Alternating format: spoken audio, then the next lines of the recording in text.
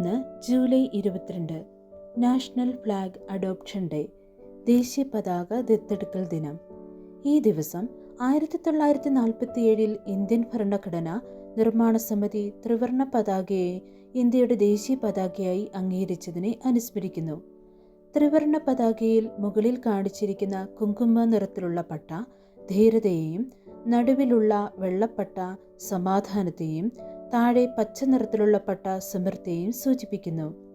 വെള്ളപ്പട്ടയുടെ മധ്യഭാഗത്തായി നാവിക നീല നിറത്തിലുള്ള 24 അരക്കാലുകളുള്ള അശോകചക്രം ആലേഖനം ചെയ്തിരിക്കുന്നു.